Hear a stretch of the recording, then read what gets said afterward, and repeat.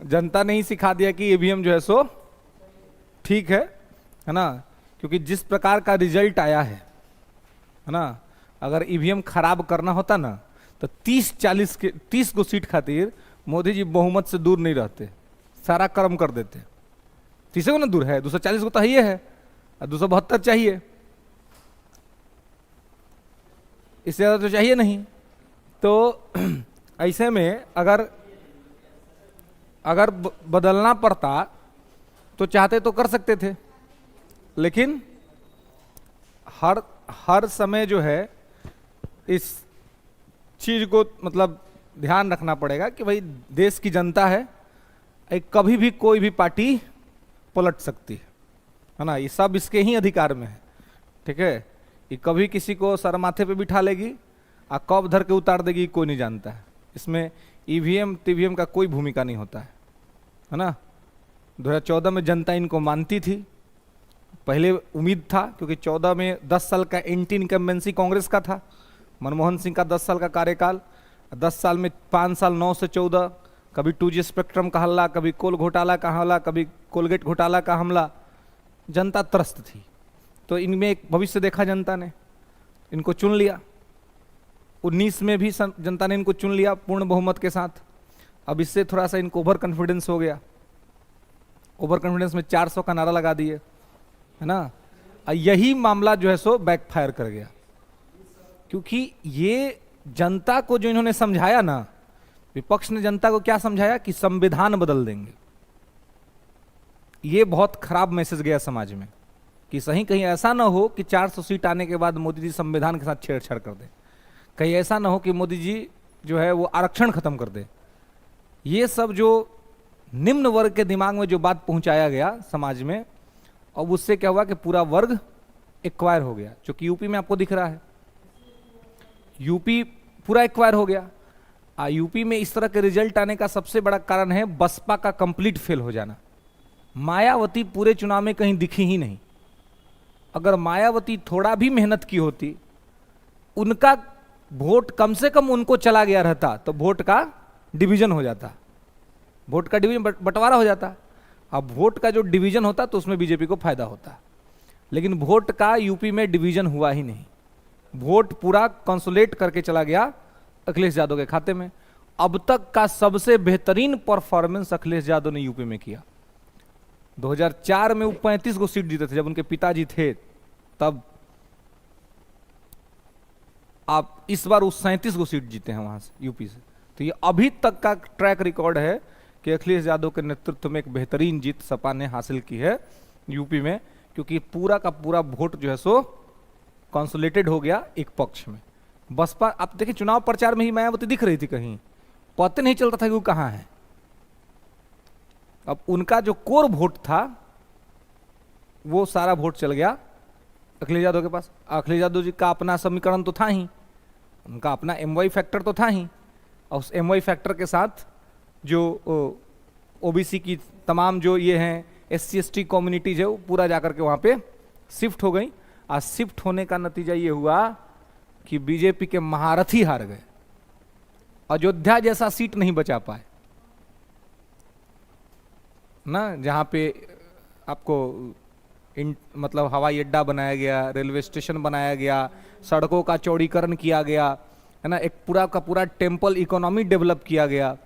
वो पूरा का पूरा क्षेत्र जो है सो लोगों ने वहां पे वोट कास्ट नहीं किया, इनको कंसलेट हो गया वोट दूसरे फैक्टर पे। अब है कि मजेदार बात यह कि अब सरकार बनाएगा कौन, है ना, है ना, हम सबके अब देखिए, जैसा कि आपको मैंने पढ़ाया था, बताया था कि केंद्र में सरकार बनाने के लिए कितना सीट चाहिए, 272। 272 का आंकड़ा अकेले कोई क्रॉस नहीं कर पाया है। तो प्री पोल अलायंस है एनडीए का, माने कि प्री पोल मतलब होता है वोट से पहले का अलायंस। तो वोट से पहले का अलायंस में एनडीए प्राप्त किया है 292, यानी कि एनडीए सरकार बना रही है। और एनडीए के मुखिया है नरेंद्र मोदी, ये घूम घूम के वोट मांग रहे थे। दूसरी तरफ आया है 234 सीट, और ये जो सीट है वो प्री पोल अलायंस है इंडिया गठबंधन का। तो 272 का आंकड़ा तो ये क्रॉस कर नहीं पा रहे हैं। इस 272 में बीजेपी के पास जो अपनी सीट है वो 240 है। टोटल इंडिया गठबंधन के सीट से ज्यादा, जो कि कल मोदी जी बोल रहे थे अपने भाषण में, है ना। हालांकि कल का उनका भाषण देखिए और कल का उनका फेस देखिए, वैसा फेस आपने पिछले कई वर्षों में नहीं देखा होगा उनका। वो आंख देख के लग रहा था कि वो मतलब अब रो देंगे तब रो देंगे, मतलब कब भावुक हो जाएंगे ये कोई नहीं जान रहा था। क्योंकि ये दिक्कत ये है ना कि उन्होंने खुद ही से खुद को बहुत बड़ा बना दिया था। ये उनके नहीं तो ये हार थोड़ी है, 240 हार थोड़ी है। टॉपर तो यही है ना। अभी भी 10 साल के एंटी इनकम्बेंसी के बाद भी आप टॉप कर रहे हैं, तो आप अच्छे विद्यार्थी हैं। 10 साल तक आपने सरकार चलाया, 10 साल के सरकार के बाद कांग्रेस का सूफड़ा साफ हो गया था भारत से, विपक्ष तक में बैठने की सीट नहीं आई थी, लेकिन आपको देश की जनता ने 240 दे दिया। तो इसके लिए तो आभार है देश की जनता का कि 10 साल की एंटी इनकम्बेंसी के बाद भी आपके नाम पर 240 सीट आपको आ रहा है। ये कोई कम चीज तो नहीं है। लेकिन दिक्कत है कि आपने इतना हवा क्रिएट कर दिया, 400 पार 400 पार। अब कोई विद्यार्थी है जो एग्जाम पास करने की तैयारी कर रहा है, वो कह रहा है कि मैथ में मेरा 100 में 100 आएगा, मैं 100 लेके आऊंगा, और वो विद्यार्थी रह जाता है 90 पर। उसके पीछे के जो विद्यार्थी हैं वो कहते हैं कि तुम 90 नहीं ला पाओगे, तुम 100 नहीं ला पाओगे, वो लाते हैं 40 या वो लाते हैं 60। तब पीछे वाले विद्यार्थी कहते हैं कि भाई तुम फेल कर गए। क्यों फेल कर गए? क्योंकि तुमने कहा था कि तुम 100 में 100 लाओगे, तुम ला नहीं पाए, इसलिए तुम फेल कर गए। हम 100 में 60 ला दिए तो हम टॉप कर गए। ऐसा थोड़ी होता है। लेकिन दिक्कत यह है कि ये विद्यार्थी कहीं गलती है ना। विद्यार्थी ने ही तो एक हवा बना दिया अपने परिवार में, अपने समाज में, कह रहे हम तो 100 में 100 लेबे करेंगे। तो पिताजी की उम्मीदें बढ़ गई। अब आप पिताजी से कह दे, कह रहे हम ही टॉप करने वाले हैं, तो उम्मीदें तो बढ़ेंगी ना। देश की जनता की उम्मीदें बढ़ गई, लोगों की, उनके लोगों की उम्मीदें बढ़ गई। वो जब स्कोर नहीं हुआ तब ये फील अपने आप अंदर आ गया कि मैं हार गया। लोगों ने इसका प्रचार भी किया कि आप हार गए, विपक्ष ने कहा कि आप हार गए। लेकिन ये हार कैसे हो सकती है? मैं आपको बताऊं कि 1999 में एनडीए की जो सरकार बनी थी, अटल बिहारी वाजपेयी के नेतृत्व में गठबंधन की सरकार थी, और उस समय भी अटल जी के सरकार के पास 240 सीट नहीं था, तो वो जीते हुए कहे गए। फिर मैं आपको बताऊं कि 2004 में मनमोहन सिंह को कहा गया कि मनमोहन सिंह ने अटल बिहारी वाजपेयी को हरा दिया। माने मनमोहन सिंह उस फिगर तो नहीं थे, फिगर तो बाद में बने, चुनाव के बाद बने, लेकिन कहा गया कि कांग्रेस ने बीजेपी को हरा दिया। जबकि उस समय भी 240 का आंकड़ा अकेले कांग्रेस पार नहीं कर पाई थी। सरकार बना था यूपीए का। फिर 5 साल 2004 से 9 मनमोहन सिंह की बेहतरीन नीति, इसमें कहीं कोई नहीं। 4 से 9 में मनमोहन सिंह ने बेहतरीन काम किया था देश में, इसमें कहीं कोई दो राय नहीं है। एक अर्थशास्त्री ने देश को कैसे संभाला जाता है, यह मनमोहन सिंह ने अपनी योग्यता से दिखलाया था। 2007 की वैश्विक मंदी, 7-8 में अमेरिका का फेडरल बैंक दिवालिया हो गया था, लेकिन भारत सुरक्षित रहा था क्योंकि भारत का नेतृत्व मनमोहन सिंह कर रहे थे। और मनमोहन सिंह ने अपनी योग्यता से बेहतरीन काम किया 4 से 9 के बीच में। और 2010 भारत के इतिहास का पहला ऐसा वर्ष था जब जीडीपी रेट मनमोहन सिंह के नेतृत्व में दहाई के आंकड़ा में गया। आज लोग भले मनमोहन सिंह का शिकायत बतियाते हैं, अलबल टाइप के लोग जो मनमोहन सिंह को जानते नहीं है, मनमोहन सिंह को पढ़ते नहीं है। मनमोहन सिंह जैसा योग्य व्यक्ति प्रधानमंत्री के तौर पे बिरले भारत को कभी मिलता है। वो आदमी में वो योग्यता थी। तो 10 की जीडीपी भारत के इतिहास में पहली बार 2010 में गया मनमोहन सिंह के नेतृत्व में। ना तो उससे पहले कभी गया था और ना उसके बाद आज तक गया है। ये मनमोहन सिंह उपलब्धि थी।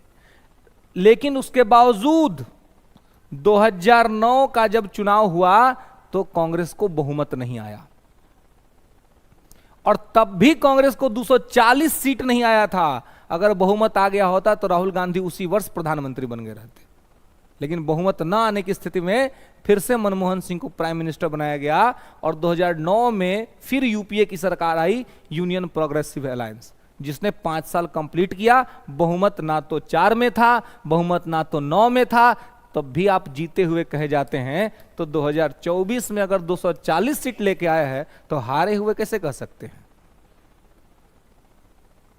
1984 में इंदिरा जी की मृत्यु के बाद जो चुनाव हुआ था उसमें लास्ट टाइम भारत में मेजोरिटी की गवर्नमेंट बनी थी, सद्भावना वोट के आधार पर राजीव गांधी देश के प्राइम मिनिस्टर बने थे।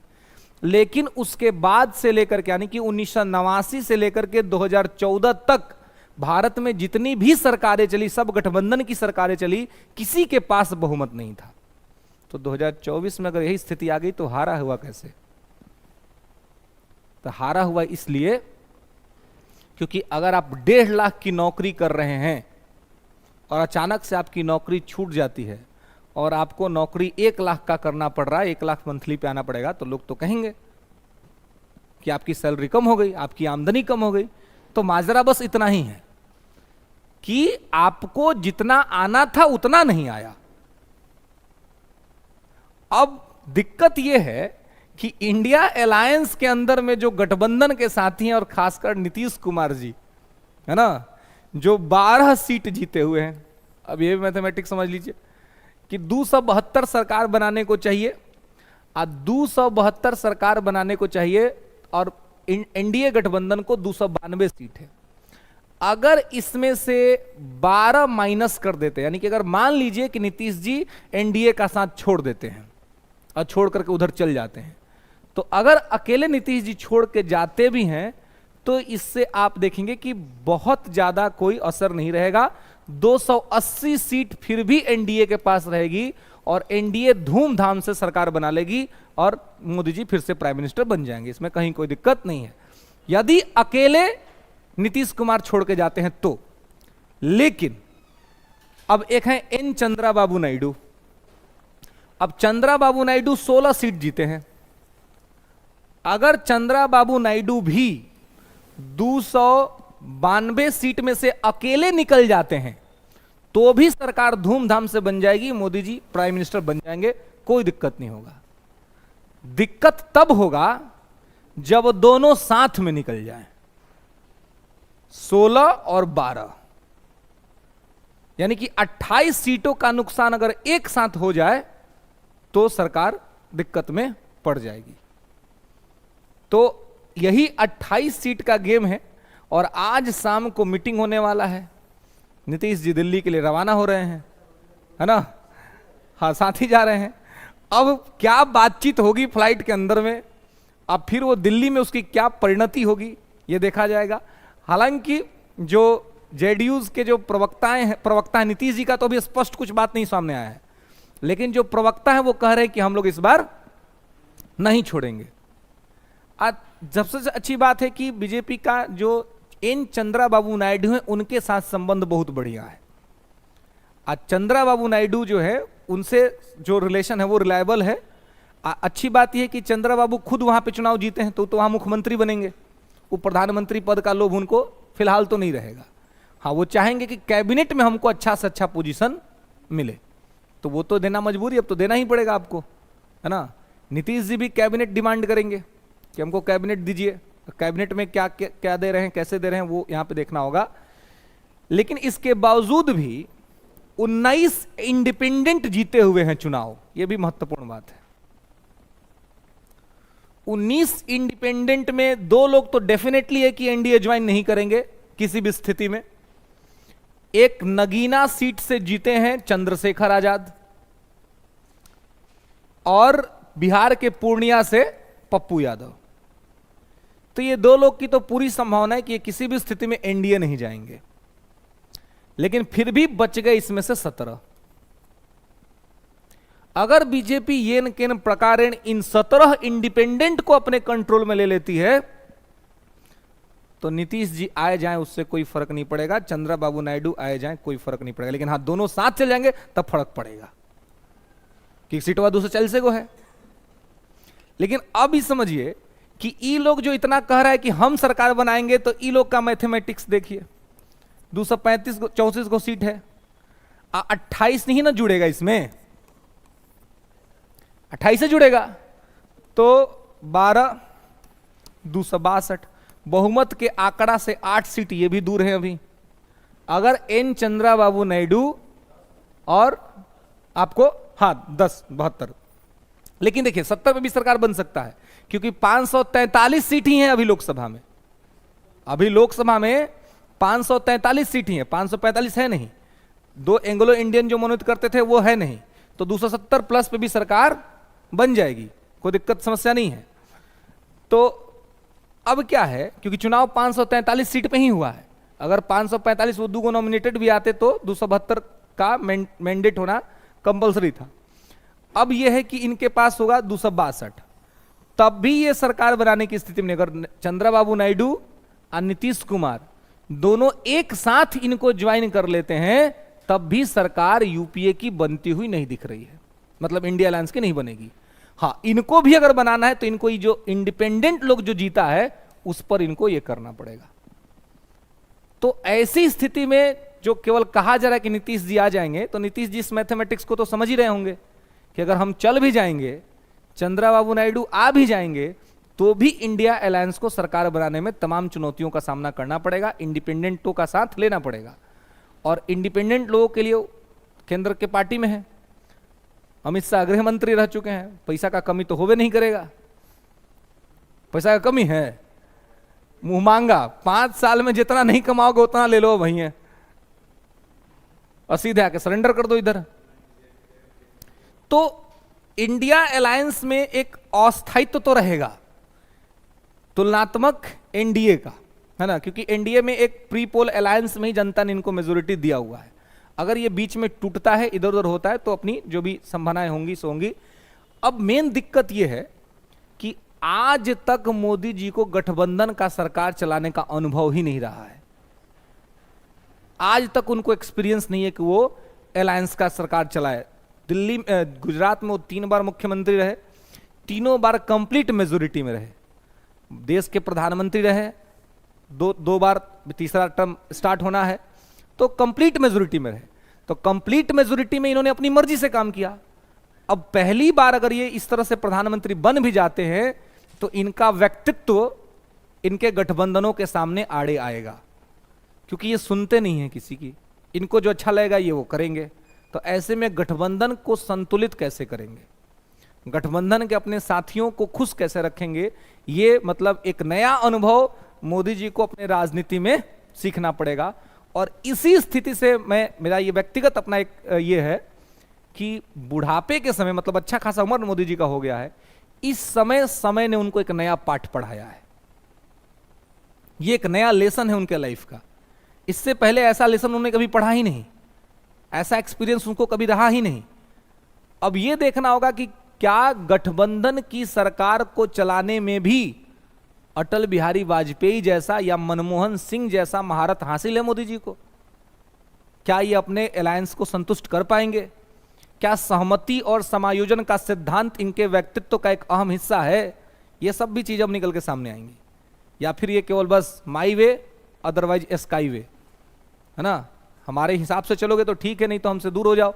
तो ये वाली अगर पॉलिसी लेकर चलेंगे तो फिर 5 साल प्रधानमंत्री के तौर पे कंप्लीट करना बहुत इनके लिए स्ट्रगलिंग हो जाएगा। और जब आप कमजोर होते हैं तो आपके विरोधी मुखर हो जाते हैं। ऐसा नहीं कि इनके पार्टी में इनके विरोधी लोग नहीं हैं। नागपुर से आवाज आ रही है नितिन गडकरी के लिए कि नितिन गडकरी को आगे बढ़ा दिया जाए, है ना। और एक बहुत गड़बड़ काम जो इन लोगों ने किया कि सार्वजनिक मंच से बीजेपी के राष्ट्रीय अध्यक्ष ने यह घोषणा कर दी कि हमें इस चुनाव में या किसी भी चुनाव में आरएसएस की सहयोग की आवश्यकता नहीं है। यह इनका बहुत ही बलंडर मिस्टेक था। और आरएसएस ने अपना हाथ हटा लिया और देख लीजिए स्थिति क्या हो गई। क्योंकि आरएसएस एक ऐसा मजबूत संगठन है जो बूथ स्तर तक मैनेजमेंट करता है, एकदम ग्रास रूट लेवल पर, आपको पता नहीं चलेगा और वहां पे वो मैनेजमेंट कर देंगे। और आपने उनको निराश कर दिया। आपने उनसे, तो उन्होंने भी कह दिया कि भाई देख लो अपनी क्या है। सब बात के बाद देखिए ये कहते हैं कि समय और टाइमिंग, इनको ईश्वर ने निकाला नहीं सत्ता से, लेकिन इनको एक बात समझा दिया कि भाई सतर्क हो जाओ, अपनी जो आप केवल अपना सुनते हैं, जो आप अपने हिसाब से करते हैं, ये ठीक बात नहीं है। व्यक्तिवादिता जो आप कर रहे हैं वो ठीक बात नहीं, आपको सबको समूह में मिला के लेके चलना चाहिए। ये एक प्रकार का लेसन इनको दिया है ना। तो खैर, तो ये चीजें मैं आपको इसलिए ये बताया इतना बारीक से, चूंकि आप पॉलिटी पढ़ रहे हैं और पॉलिटी के अंदर में हमने सारे चीजें 272 आपको बताया है कि भाई 272 पर सरकार बनती है। तो ऐसी स्थिति में सरकार किस तरीके से बनेगी, अगर आप पढ़ रहे हैं पॉलिटी को, अगर आप समझ रहे हैं, तो किसी और को समझाने की आवश्यकता आपको नहीं पड़नी चाहिए। अगर आप पढ़ रहे हैं तो, है ना, पढ़ने खाली मतलब नहीं कि पढ़ भी रहे हैं कोई और को हमको बताना पड़ रहा है। हमको खुद ही अपना पता है, अगर हमने पढ़ा है तो। गांव के आदमी को ना कंफ्यूजन होगा जी, जो पॉलिटी कभी पढ़वे नहीं किया है। आप पॉलिटी पढ़ लिए हैं, अब फिर भी नहीं बुझा रहा है कि सरकार कैसे बनेगी, कैसे बिगड़ेगी, तब फिर इसका मतलब कि वो पढ़ाई आपने ठीक से या तो पढ़ा नहीं, या फिर उस पढ़ाई का कोई मतलब नहीं है। तो गांव में आदमी सोचता कि कैसे बनेगा, कैसे टूटेगा, कैसे जुड़ेगा। आपके सामने तो पूरा मैथमेटिक्स क्लियर है कि उस मैथमेटिक्स पे जो फिट बैठेगा वो आगे बढ़ेगा, जो फिट नहीं बैठेगा वो आगे नहीं बढ़ पाएगा। It's whole game depends on mathematics calculation, कि नंबर क्या है और नंबर के हिसाब से चीजें किस प्रकार से कैसे होती हैं। चलिए आइए, अब तो हम लोग कल कोर्ट के बारे में बात कर रहे थे। सुप्रीम कोर्ट हमने देख लिया था, है ना, जिसमें पार्ट 5 आर्टिकल 124 टू 147, फिर हमने हाई कोर्ट देखा था, देखना था हाई कोर्ट पार्ट 6 में आर्टिकल 214 टू 231, फिर सबऑर्डिनेट कोर्ट अथवा डिस्ट्रिक्ट कोर्ट पार्ट 6 आर्टिकल 233 से 237। ठीक है, चलिए तो अब आप देखेंगे कि यहां पर क्या स्थिति है और किस तरीके से चीजें बनेंगी। तो सुप्रीम कोर्ट हमने पूरा देख लिया था। अब आप एक हेडिंग बनाएंगे हाई कोर्ट, पार्ट 6 आर्टिकल 214 से 231।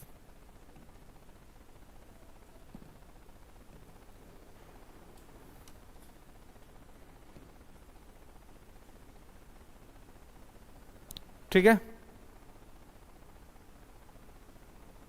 चलिए तो उच्च न्यायालय लिखेंगे कि उच्च न्यायालय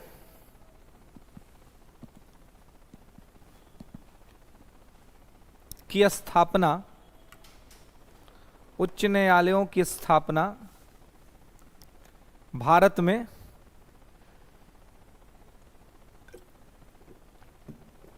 सबसे पहले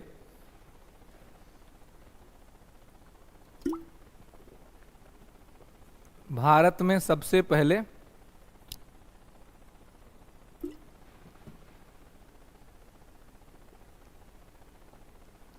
1861 के अधिनियम के अनुसार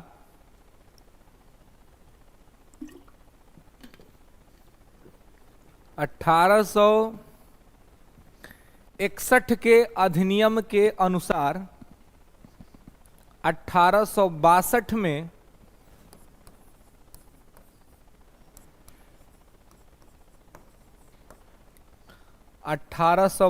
में 3 उच्च न्यायालयों की स्थापना हुई थी। 3 उच्च न्यायालयों की स्थापना हुई थी। 3 उच्च न्यायालयों की स्थापना हुई थी। कौन कौन सी? हाँ, Calcutta high court, Bombay high court और मद्रास हाई कोर्ट। कलकत्ता उच्च न्यायालय,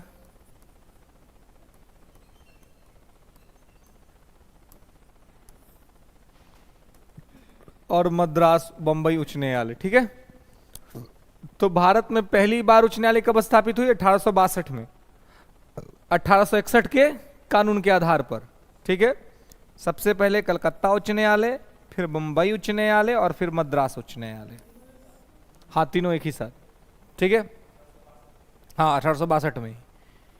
अब क्या है कि इसमें सबसे पहले कलकत्ता स्थापित हुआ था, ईयर सेम ही है, लेकिन अगर इसमें सबसे पहले पूछा जाए कि फर्स्ट ऑफ ऑल, तो सबसे पहले कलकत्ता उच्च न्यायालय।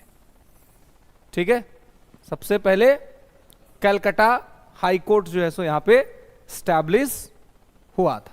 ठीक है, फिर बंबई हाई कोर्ट स्टैब्लिश हुआ और फिर मद्रास हाई कोर्ट स्टैब्लिश हुआ। ठीक है, तो 1861 के एक्ट के आधार पर 1862 में पहली बार भारत में 3 उच्च न्यायालयों की स्थापना की गई। ठीक है, नेक्स्ट लेंगे कि 1866 में 1866 में 1866 में इलाहाबाद हाई कोर्ट की स्थापना हुई थी। यह देश का चौथा हाई कोर्ट था। 1866 में इलाहाबाद हाई कोर्ट की स्थापना हुई थी। क्लियर है? तो 1866 में इलाहाबाद हाई कोर्ट की स्थापना हुई थी। क्लियर है? तो इसको यहां पे आपको ध्यान रखना है। तो सबसे पहले 1862 में 3 हाई कोर्ट और उसके बाद 1866 में चौथा high court Allahabad high court बना था। ठीक है, नोट कर लिख लेंगे यहीं पर कि 1916 में पटना हाई कोर्ट का स्थापना हुआ था। 1916 में पटना हाई कोर्ट का स्थापना हुआ था।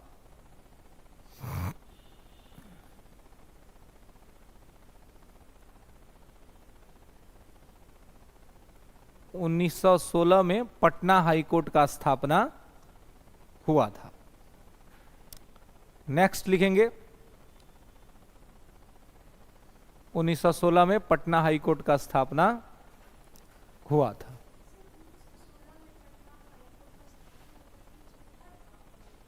नहीं, छठा नहीं था, इससे पहले भी और स्थापित हुए थे।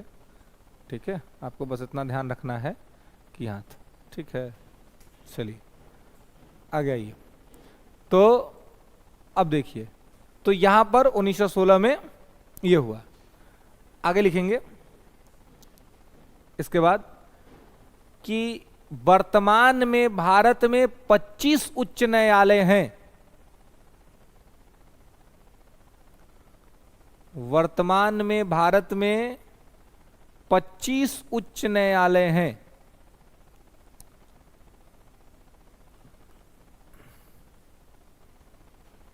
ठीक है, अब देखिए, तो 25 उच्च न्यायालय हैं वर्तमान में, 25 हाई कोर्ट्स हैं। तो 25 उच्च न्यायालय जो वर्तमान में भारत के अंदर में है, तो राज्य कितने हैं? 28 हैं। राज्य हैं टोटल 28, केंद्र शासित प्रदेश 8, हाई कोर्ट का संख्या है 25 ही। तो दिक्कत होता होगा ना, जबकि आर्टिकल 214 में यह प्रावधान किया गया है कि प्रत्येक राज्य के लिए एक उच्च न्यायालय होगा। तो प्रत्येक राज्य के लिए तो है नहीं, तो ऐसे में काम कैसे चलता है? तो एक नियम है, एक संविधान संशोधन है, 7वां संविधान संशोधन अधिनियम 1956। लिखेंगे नोट करके कि 7वां संविधान संशोधन अधिनियम 1956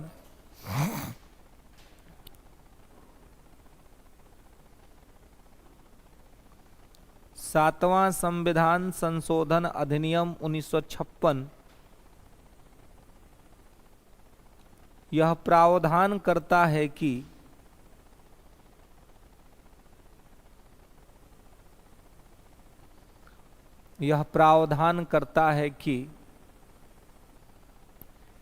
एक उच्च न्यायालय के अंतर्गत एक उच्च न्यायालय के अंतर्गत दो या दो से अधिक राज्य आ सकते हैं।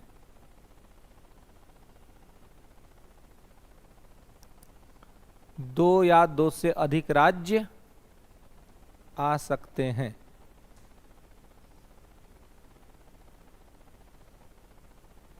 ठीक है, दो या दो से अधिक राज्य आ सकते हैं। तो इसीलिए 25 हाई कोर्ट होने के बावजूद भी कोई खास दिक्कत नहीं होती है। जो भी हाई कोर्ट है उनके नजदीक के जो कोर्ट होते हैं उनके साथ उनको कनेक्ट कर दिया जाता है। ठीक है, तो इस प्रकार से यहां पे चीजें हैं।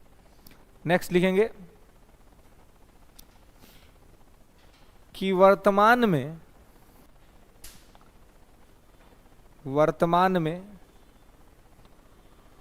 दो केंद्र शासित प्रदेशों के पास, पहले एक ही होता था अब दो हो गया है, वर्तमान में दो केंद्र शासित प्रदेशों के पास अपना उच्च न्यायालय है। कौन कौन हो जाएगा? और Jammu Kashmir, good. Delhi high court और श्रीनगर हाई कोर्ट।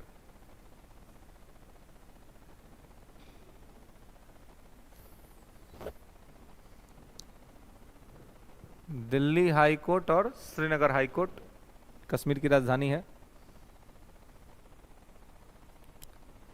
ठीक है, तो यहां पे इसको ध्यान रखेंगे। अगर कश्मीर में भी बहुत बड़ा उलटफेर हुआ है, महबूबा मुफ्ती भी चुनाव हार गई हैं, है ना।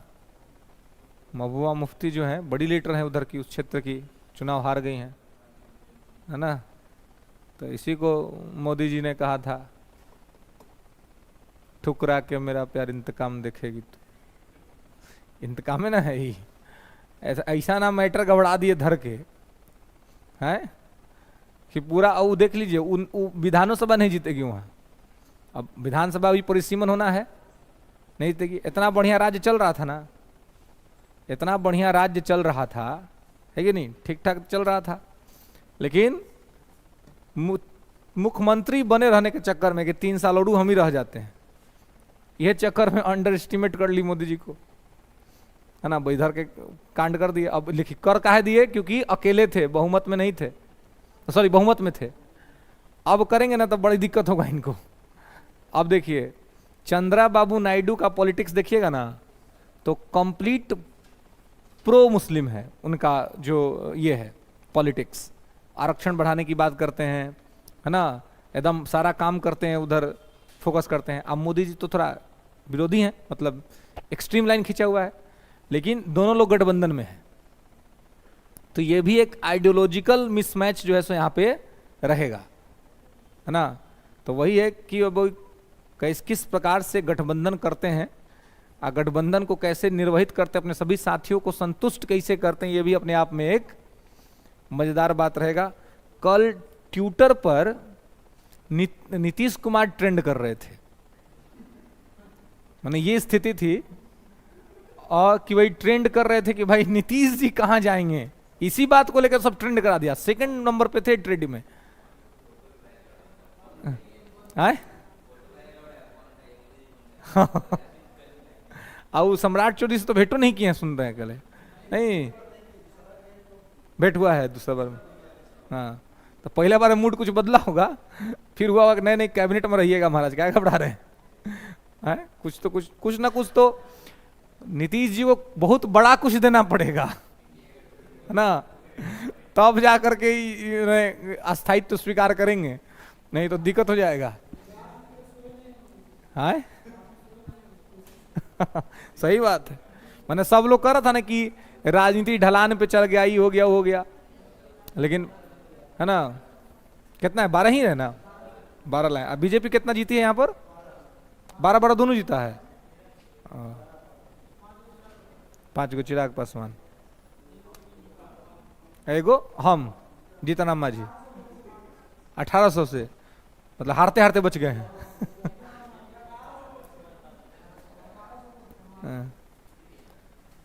अब देखिए, अब जीतन राम मांझी कहीं ना कहे कि हमारा गृह मंत्री बना दीजिए। ये हो सकता है। विवेक जा रहे हैं आज मीटिंग में, कहा से कि वो सोचने बोलते वक्त सोचते नहीं है, वो अपना बोल देते हैं जो मन में रहता है ना, वो अपना बोल देंगे, कहें कि भाई हमारा एगो सीट है, हमारा गृह मंत्रालय चाहे रक्षा मंत्रालय कोई दे दीजिए एगो।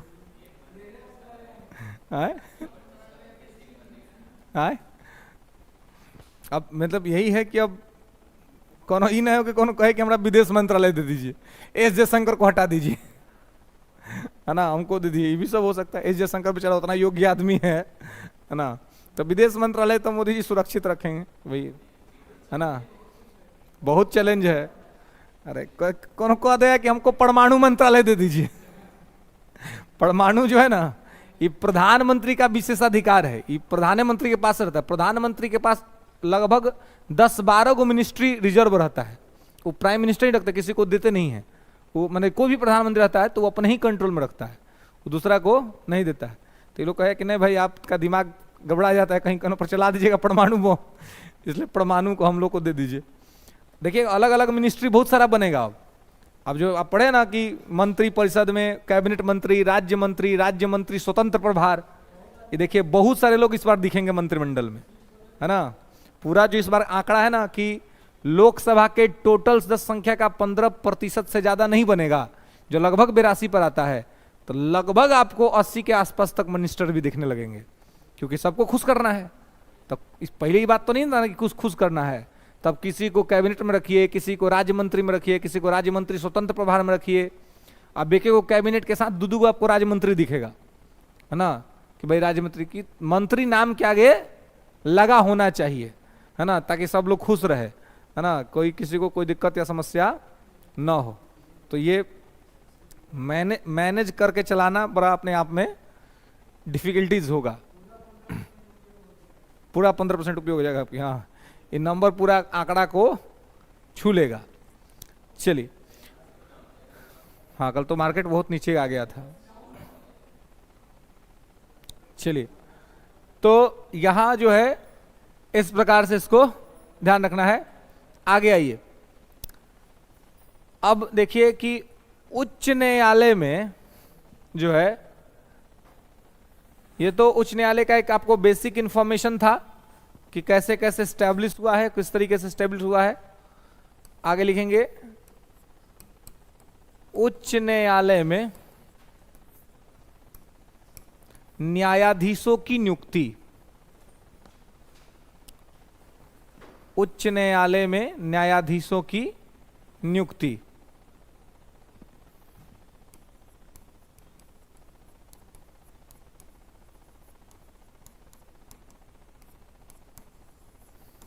न्यायाधीशों की नियुक्ति। तो उच्च न्यायालय में अब न्यायाधीश कैसे नियुक्त होते हैं, तो लिखेंगे कि उच्च न्यायालय के कॉलेजियम के द्वारा, उच्च न्यायालय के कॉलेजियम के द्वारा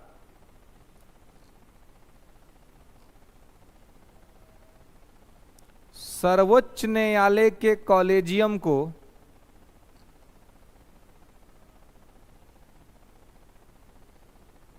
सर्वोच्च न्यायालय के कॉलेजियम को सिफारिश भेजा जाता है।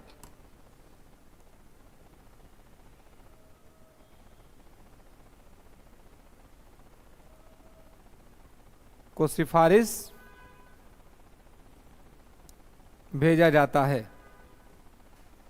और सर्वोच्च न्यायालय के कॉलेजियम के द्वारा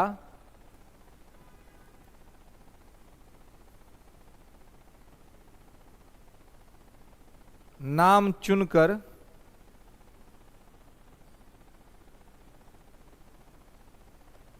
सर्वोच्च न्यायालय के द्वारा नाम चुनकर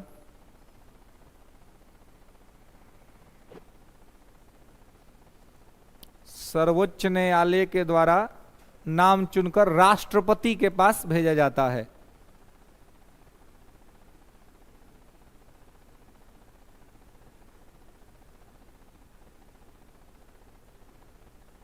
उन्हीं के द्वारा फिर उच्च न्यायालय में नियुक्ति होती है।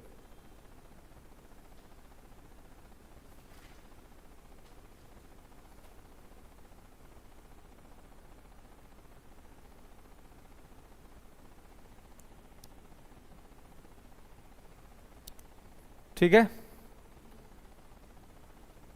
की नियुक्ति होती है। मैंने हाई कोर्ट अपना से नाम सेलेक्ट करके भेजता है सुप्रीम कोर्ट के कॉलेजियम को, ये सब हाई कोर्ट अपना अपना भेजता है। अब फिर सुप्रीम कोर्ट का कॉलेजियम उसमें से नाम छांटता है, और नाम छांट करके वो राष्ट्रपति को ट्रांसफर करता है, और राष्ट्रपति जो है सो वहां पर नियुक्ति कर देते हैं। राष्ट्रपति ये इसलिए कहते हैं कि सरकार की न्यायाधीशों की नियुक्ति के प्रक्रिया में किसी प्रकार की कोई खास भूमिका नहीं होती है ना। जो कोई एक बहुत जबरदस्त रोल देखा जाए तो ऐसा कोई रोल यहाँ पर नहीं होता है ना। वो निर्धारित करने का काम जो है सो कौन करता है, तो राष्ट्रपति कोर्ट का कॉलेजियम ही करता है। ठीक है, तो कॉलेजियम जिस नाम को रेकमेंड करके भेजता है, राष्ट्रपति बस उस नाम को वहां पर ये कर देता है। ठीक है, आगे लिखेंगे कि उच्च न्यायालय के न्यायाधीशों की शपथ, उच्च न्यायालय के न्यायाधीशों की शपथ संबंधित उच्च न्यायालय के न्यायाधीशों की शपथ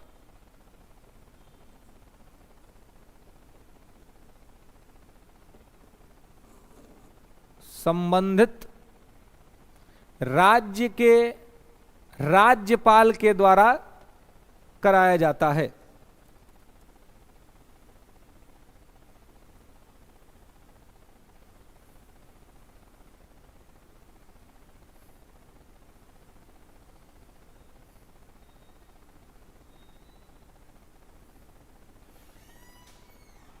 ठीक है, तो कौन कराता है, राज्यपाल। ठीक है, अब इसे पटना हाई कोर्ट में जिस जज का रिकमेंडेशन होगा कि आपको पटना हाई कोर्ट में जज बनना है, तो फिर जो बिहार के जो गवर्नर हैं उनके द्वारा इनको शपथ दिलाया जाएगा। राष्ट्रपति बस वहां से नाम निर्देशित कर देता है, वो व्यक्ति यहाँ आ जाता है, और यहाँ आ जाने के बाद यहाँ के जो राज्यपाल हैं या संबंधित राज्य के जो भी राज्यपाल हैं उनको वहां पर शपथ कराया जाता है। क्लियर है, तो यहाँ पे इसको ध्यान रखेंगे। अब एक शॉर्ट हेडिंग बनाएंगे इसी में कि उच्च न्यायालय में न्यायाधीश बनने की योग्यता, क्वालिफिकेशन क्या चाहिए उच्च न्यायालय में आपको न्यायाधीश बनना है तो।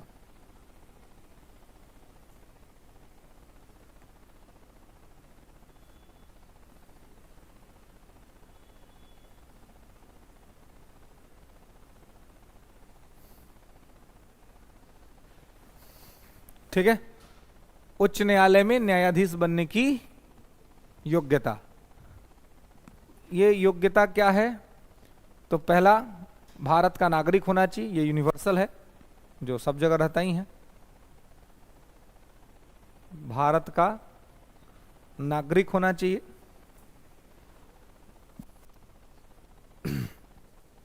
दूसरा कि 10 वर्ष तक अधिवक्ता होना चाहिए।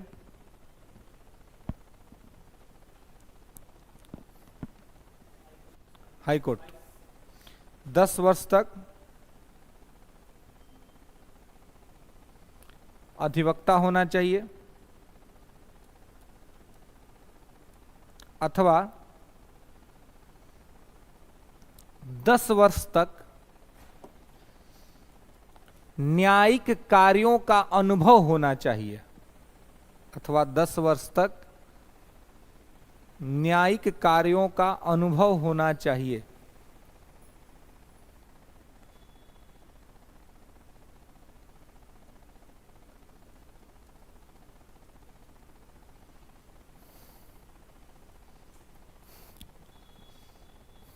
ठीक है, तो यहां पे इसको ध्यान रखेंगे कि 10 वर्ष तक जो है वो न्यायिक अनुभव होना चाहिए, या तो 10 वर्ष तक एडवोकेट हो, वकील हो, या 10 वर्ष तक का जुडिशियल एक्सपीरियंस हो, जुडिशियल वर्क का, तो आप हाई कोर्ट में जज के तौर पे पदस्थापित हो सकते हैं। मतलब कॉलेजियम आपके नाम का रिकमेंडेशन कर सकता है, फिर सुप्रीम कोर्ट का कॉलेजियम को अगर उसको एक्सेप्टेंस मिलता है देन वो उसको फॉरवर्ड करेगा गवर्नमेंट के पास, और गवर्नमेंट को उसको करना पड़ेगा, क्योंकि गवर्नमेंट इस प्रोसेस में मतलब उसकी ज़्यादा मर्जी अपनी चलती नहीं, कोई एग्जाम नहीं होता है। क्या नहीं, राष्ट्रपति कुछ नहीं, जो सरकार जो कॉलेजियम ने कह दिया मानना है। हाँ, राष्ट्रपति नहीं मानेगा तभी जब नाम बहुमत के साथ नहीं गया हो। 4 सीनियर जज और एक सीजेई होता है, ये 5 लोग भेजते हैं, तो 5 में बहुमत 3 पर होता है। तो अगर किसी नाम के साथ 3 से कम जज हैं तो फिर उस नाम को इंप्लीमेंट करने के लिए राष्ट्रपति बाध्य नहीं है। राष्ट्रपति बहुमत का बात मानने के लिए बाध्य है। आज राष्ट्रपति के यहाँ पार्टी भी है जी, काडोडाया है नहीं है, आज प्रेसिडेंट के यहाँ पार्टी है, राष्ट्रपति के यहाँ पार्टी है।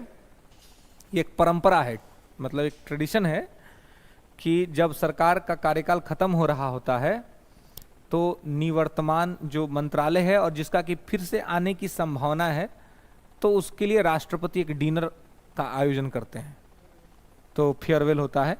और आज फेयरवेल मन रहा है ना।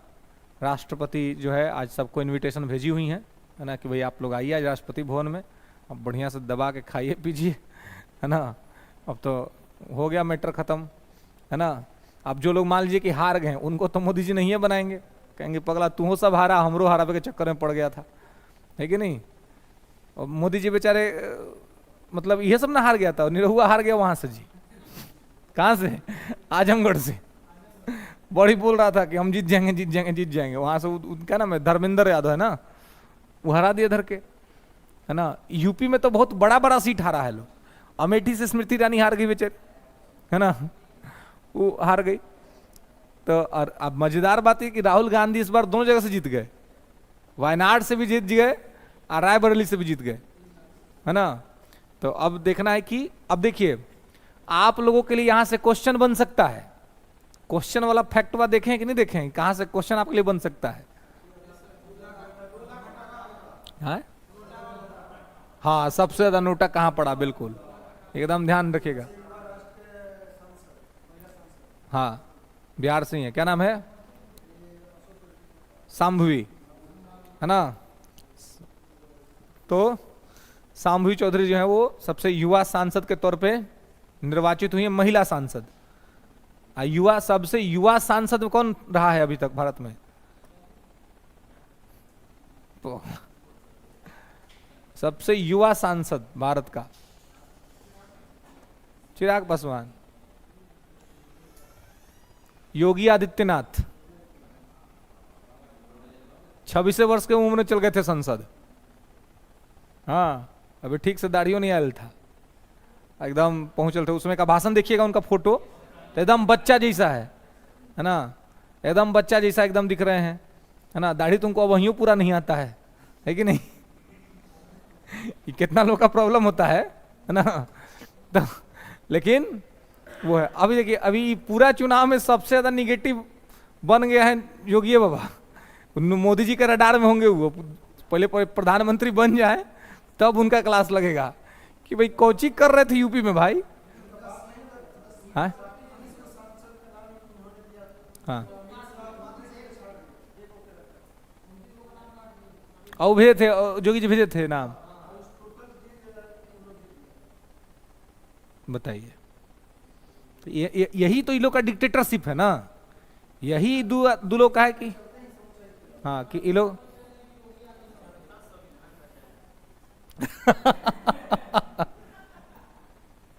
हाँ, ये मतलब हाँ, ये उनका था। वो अपने आप को बहुत बड़ा चाणक्य समझ रहे थे। अरे जो आदमी मुख्यमंत्री बन के बैठा हो तो ज्यादा अच्छा से जान रहा होगा ना। हाँ, ये हो सकता है बिल्कुल, इसलिए भाई उनको डैमेज कर दो। अब जैसे डैमेज हुआ तो योगी का चेहरा तो खराब हुआ ही ना, छवि तो खराब हुआ कि आप मुख्यमंत्री हैं और आपके राज्य से जो है सो इतना खराब परफॉर्मेंस हुआ। सबसे खराब तो माना जाएगा यूपी का ही, या मध्य प्रदेश देखिए 29 में 29 दे दिया, अभी भी इतना सब कुछ होने के बावजूद, संविधान बचाओ आंदोलन के बावजूद, है कि नहीं, 29 में 29 दे दिया। शिवराज सिंह चौहान देखिए रिकॉर्ड तोड़ वोट से फिर जीत गए, है ना, मैंने इतना वोट से वो आदमी फिर से जीत गया, है ना। लास्ट बार वो 1997 में संसद में गए थे, लास्ट बार वो 1997 में संसद भवन में गए थे, अब जा रहे हैं, है ना। इससे पहले मुख्यमंत्री थे मध्य प्रदेश के, तो अब इस बार मुख्यमंत्री से हटा दिया, है ना। और दूसरा अभी भी मुख्यमंत्री जिसको बनाया वो बढ़िया आदमी है, मोहन यादव, है ना। तो अब इनको अभी फिर संसद में आएंगे, इस बार कोई ना कोई हो सकता है कैबिनेट वैबिनेट मिल जाए, इतना बड़ा बहुमत से जीत के आए हैं तो भाई कैबिनेट तो मिलना चाहिए, है ना। लेकिन हाँ, सबसे ज्यादा वोट से कौन जीता है इस बार, है 11 लाख से। कहां से जीता है,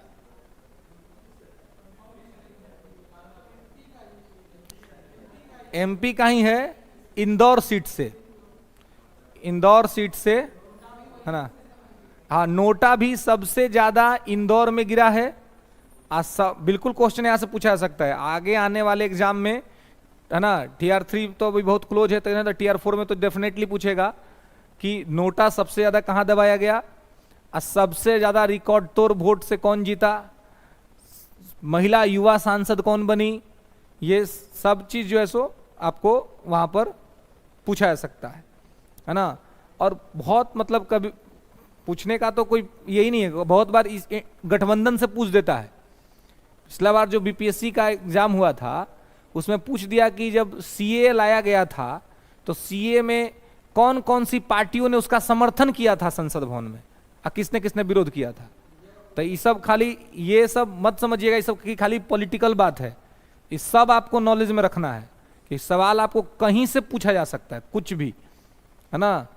कि भाई जो लोग चुनाव के क्या रिजल्ट्स आए हैं, क्या किसको क्या नंबर आया है ना, हाँ ये क्या परसेंटेज रहा है, किसी भी स्थिति में कुछ भी आपसे सवाल पूछा जा सकता है ना।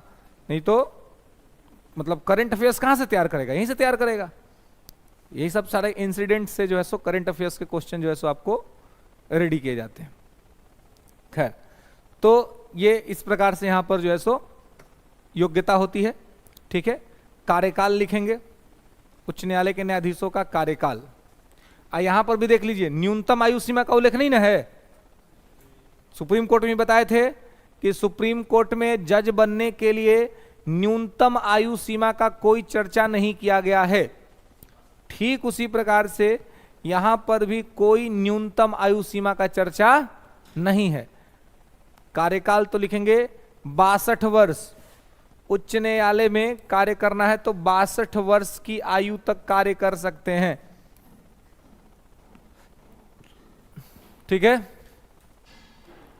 कितने दिन तक, तो 62 वर्ष तक उच्च न्यायालय में 62 वर्ष तक कार्य कर सकते हैं, ठीक है। 62 वर्ष तक उच्च न्यायालय में कार्य कर सकते हैं। हाँ, सुप्रीम कोर्ट में 65, हाई कोर्ट में 62, ठीक है। और यदि 62 तो यदि बीच में चाहे तो इस्तीफा भी दे सकते हैं, तो इनको रिजाइन करना होगा, राष्ट्रपति को करेंगे रिजाइन, सीधे राज्यपाल को रिजाइन नहीं करेंगे। शपथ भले राज्यपाल दिलाता है लेकिन नियुक्ति का लेटर आता है कहां से, राष्ट्रपति के यहां से, तो राष्ट्रपति को ही ये अपना रिजिग्नेशन भेजेंगे।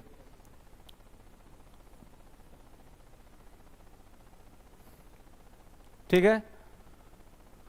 और इन्हें, हाँ, हाई कोर्ट के राष्ट्रपति को देंगे। और इन्हें, हाँ, नियुक्ति भी राष्ट्रपति करता है, हटाता भी राष्ट्रपति ही है, ठीक है। मतलब त्यागपत्र ये राष्ट्रपति को देंगे। बाकी इनको हटाया भी जा सकता है, he can be removed also, इन्हें हटाया भी जा सकता है।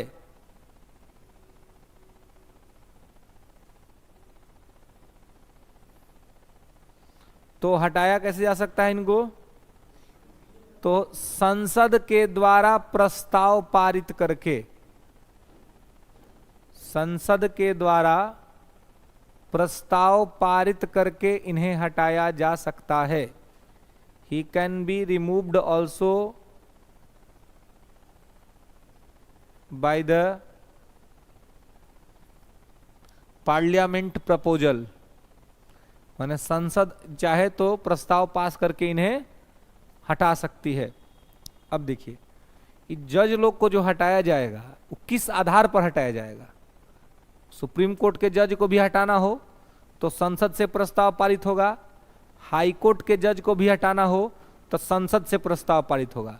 राज्य का विधानमंडल का इसमें कोई भूमिका नहीं होगा। तो कैसे इनको हटाया जाएगा, क्या उसका प्रोसेस है? तो जैसे राष्ट्रपति को इम्पीच करते हैं वैसे ही इनको हटाएंगे, लेकिन आधार क्या है?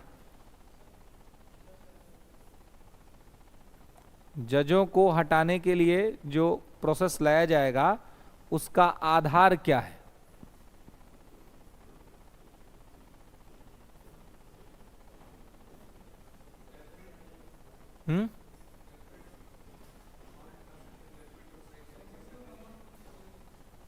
क्या?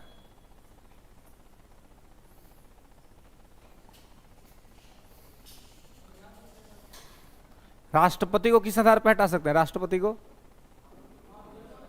तो महाभियोग तो हटाने की प्रक्रिया है, किस आधार पे महाभियोग लगता है? संविधान का उल्लंघन। राष्ट्रपति को इम्पीच करने का एक ही कारण है, वायलेशन ऑफ द कॉन्स्टिट्यूशन, संविधान का उल्लंघन। तो लेकिन सुप्रीम कोर्ट और हाई कोर्ट के जजों को हटाना है तो दो आधार हैं। एक है असक्षमता, कहेंगे इनकैपेसिटी, दो आधार पर हटाया जा सकता है। पहला असक्षमता,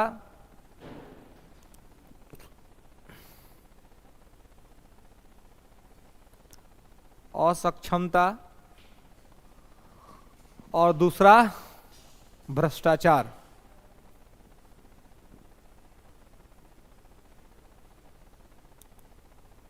भ्रष्टाचार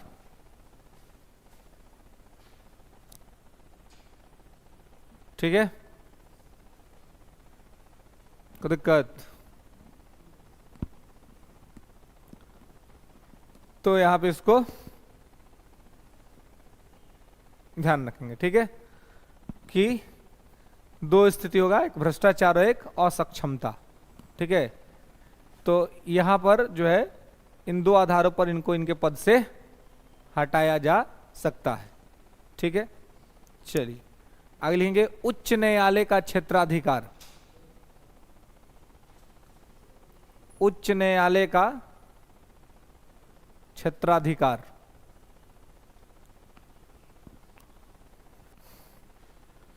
jurisdiction of the high court, उच्च न्यायालय का क्षेत्राधिकार। तो उच्च न्यायालय का क्षेत्राधिकार क्या होता है?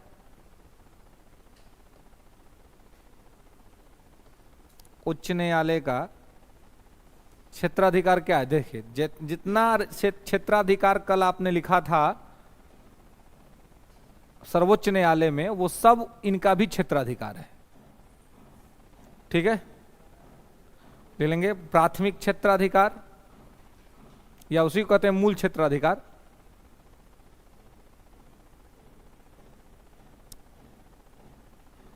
मूल क्षेत्राधिकार,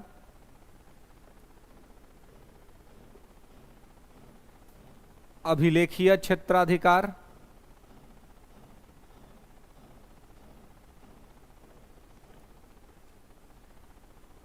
न्यायिक समीक्षा का अधिकार,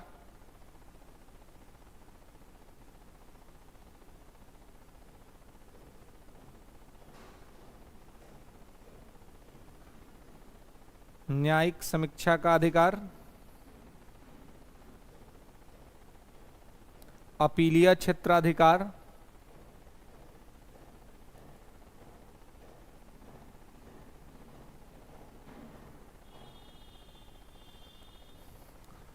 अभिलेख का क्षेत्राधिकार। अभिलेख लिख लिए हैं कि नहीं लिखे हैं? लिख लिए हैं तो लिख लिए रीट का क्षेत्राधिकार, न्यायादेश क्षेत्राधिकार, न्यायादेश क्षेत्राधिकार, रिट ज्यूरिडिक्शन। कितना नंबर लिखे हैं? न्यायादेश क्षेत्राधिकार, ठीक है, न्यायाधीश को ही इंग्लिश में रिट बोलते हैं, ये अलग से नहीं लिखना है, न्यायाधीश को ही इंग्लिश में रिट बोलते हैं, रिट जुरिडिक्शन, ठीक है। चलिए, तो ये कुछ क्षेत्राधिकार है। अब देखिए, आपसे पूछा सकता है कि हाई कोर्ट का मूल क्षेत्राधिकार क्या है। कल तो सुप्रीम कोर्ट का आपने देखा था कि सुप्रीम कोर्ट का जो मूल क्षेत्राधिकार है वो क्या क्या है।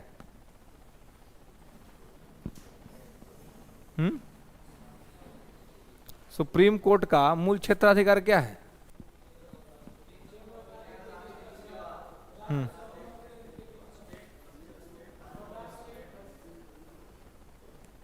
याद नहीं है किसी को भी? हाँ,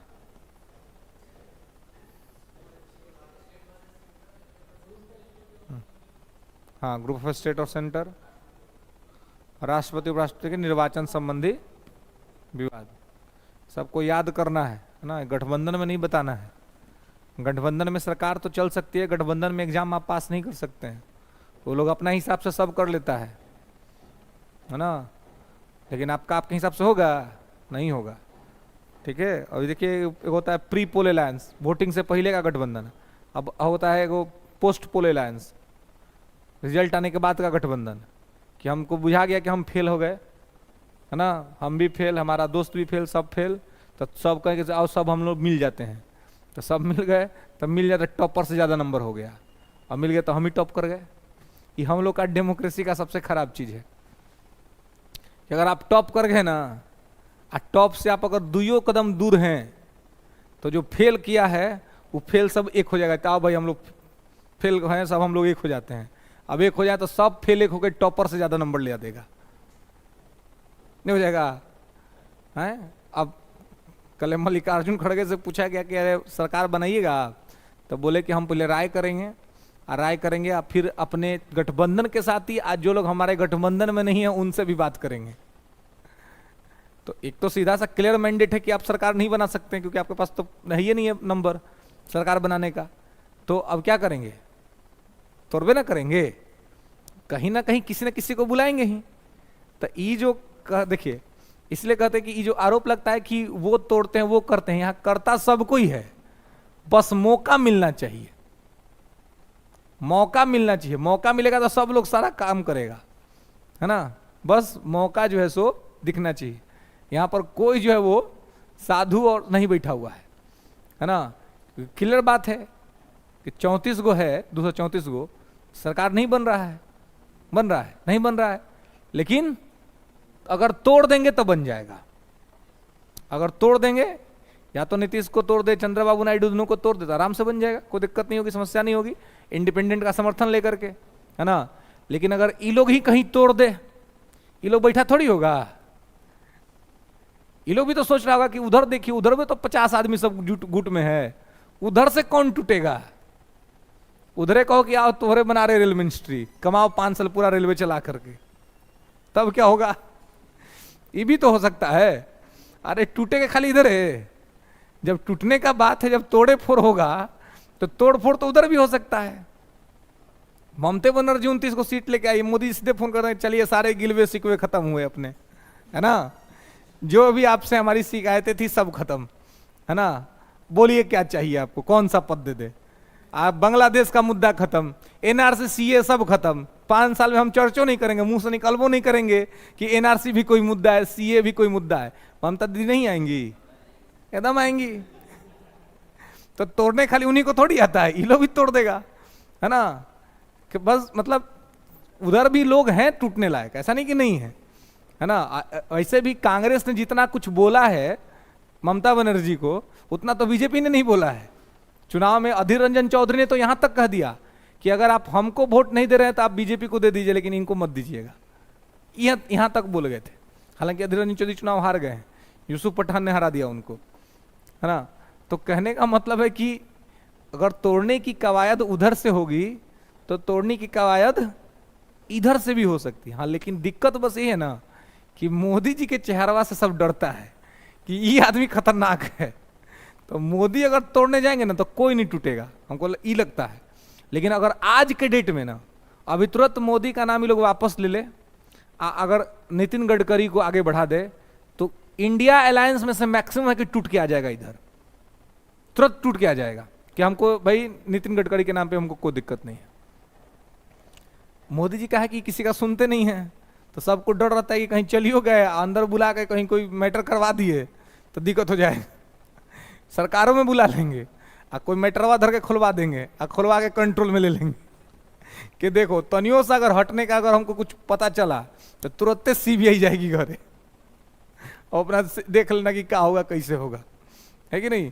तो अथॉरिटी तो खैर है ही इनके पास। तो देखने वाला है कि यदि अभी मैच मतलब चुनाव के बाद भी मैच जो है इंटरेस्ट खत्म नहीं हुआ है, अभी गेम लंबा चलेगा। जब तक कि सरकार शपथ नहीं ले लेती है तब तक चलेगा। अगर किसी को एब्सोल्यूट मेजोरिटी आ गया रहता तो ये सब नहीं होता। अभी तो मेजोरिटी नहीं है, तो दोनों तरफ से ये कवायद चलेगा कि कौन नंबर जुटा ले, है ना, नंबर लेकर के अपना आगे बढ़ने का प्रयास करे। खैर, तो यहां पर जो है इस प्रकार की स्थिति जो है सो ये हाई कोर्ट के अंदर में क्या लिखे हैं, क्षेत्राधिकार। तो जैसे सुप्रीम कोर्ट का मूल क्षेत्राधिकार है कि centre versus state, group of state versus centre और स्टेट वर्सेस स्टेट और president and vice president election dispute, राष्ट्रपति उपराष्ट्रपति निर्वाचन संबंधी विवाद। तो यह सब जो चीजें हैं ये सब है सर्वोच्च न्यायालय का मूल क्षेत्राधिकार, ओरिजिनल जुरिडिक्शन, है ना।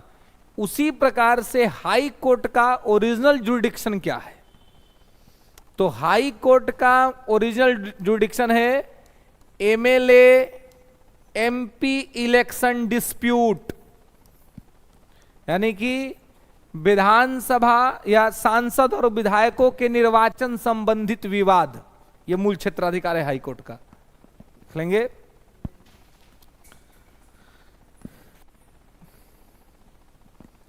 कि विधायक और सांसद संबंधी, सांसद निर्वाचन संबंधी विवाद,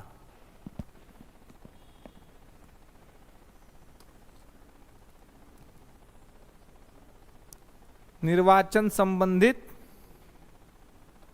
विवाद, ठीक है। तो ये इलेक्शन रिलेटेड अगर कोई डिस्प्यूट होता है एमएलए एमपी का, जैसे अभी ऐसे सवाल आपको नहीं पूछेगा, ये तो सीधा पूछेगा, तो सीधा आप आराम से बना दीजिएगा। सवाल क्या पूछ देता है कि प्रधानमंत्री के निर्वाचन संबंधित यदि कोई विवाद हो जाएगा तो ये किसके मूल क्षेत्राधिकार में आएगा? High court, not supreme court. पगला, आंख से दिख रहा तो दिमागवा नहीं लगा, ऑल पार लग रहा है, हैं? दिमाग ना लगाना है जी, तब ना यहाँ पे एग्जाम्पल लेके आ रही। तो थीसिस से भी पूछना है कि एग्जाम्पल क्यों दे रहे हैं। अब मोदी जी प्रधानमंत्री मान लीजिए बनेंगे, चाहे तो सांसद है तब ना प्रधानमंत्री हैं जी, बनारस से जीत गए हैं तब ना, है। तो आपको तो पहले सांसद नहीं, पहले एमपी हैं। तो अगर इनका चुनाव पर कोई विवाद होगा तो पहले हाईकोर्ट में जाएगा। हाईकोर्ट का ओरिजिनल जुरिडिक्शन है। किसी राज्य के कोई विधायक का भी कोई मैटर होता है, लिखते हैं कि कोई राज्य का विधायक सब भाग के जाता है कि नहीं हो, तो ये डिस्ट्रिक्ट कोर्ट में चर्चा होता है कि हाईकोर्ट में चर्चा होता है, हाईकोर्ट में जाता है, क्योंकि हाईकोर्ट का ही ओरिजिनल जुरिडिक्शन है। तो हाईकोर्ट में तुरंत चला जाएगा, चाहे एमपी इलेक्शन का मैटर हो या एमएलए इलेक्शन का मैटर हो, ठीक है। ये आराम से कहां चला जाएगा? हाई कोर्ट में चला जाएगा, ठीक है। तो ये इसका होता है original jurisdiction, MP MLA dispute. अब ये MP Lok Sabha, MP Rajya Sabha, MLA member of legislative assembly और MLC member of legislative council, माने विधान परिषद के विधायक हों या विधानसभा के विधायक हों, लोकसभा के सांसद हों या राज्यसभा के सांसद हों, इन सबका जो है ये कहां से चलेगा, कनेक्ट होगा? तो ये कनेक्ट होगा हाई कोर्ट से, ठीक है। तो यहां पे इसको ध्यान रखना है, ठीक है। नेक्स्ट आगे क्या लिखे हैं? अभिलेखीय क्षेत्राधिकार ना लिखेंगे। उच्च न्यायालय भी एक अभिलेख का न्यायालय होता है।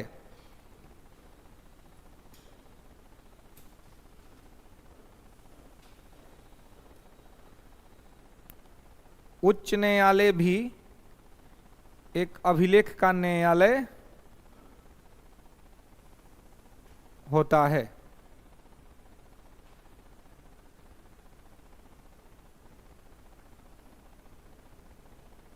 जिसके अंतर्गत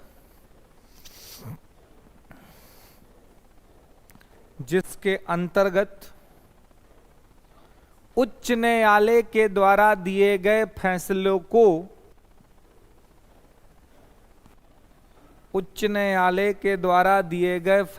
को सुरक्षित रखा जाता है और सजो कर रखा जाता है।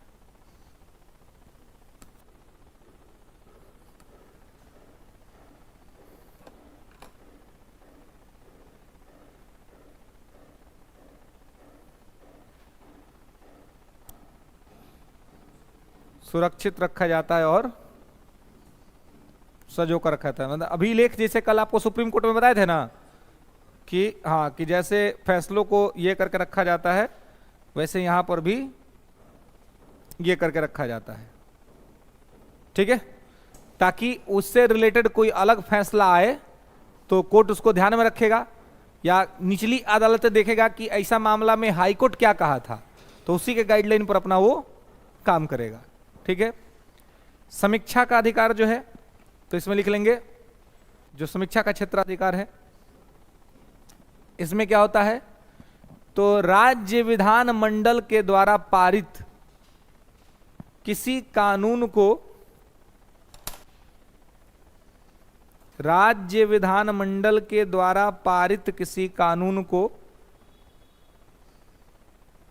समीक्षा करता है।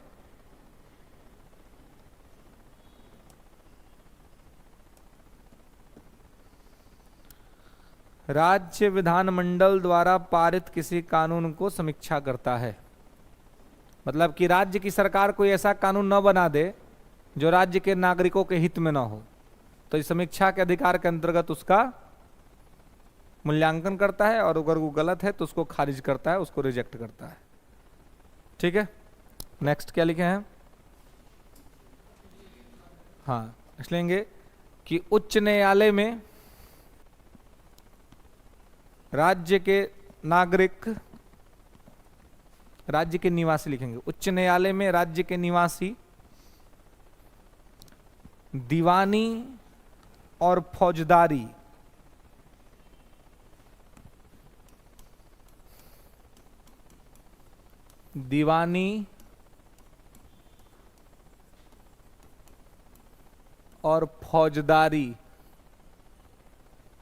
दोनों मामलों में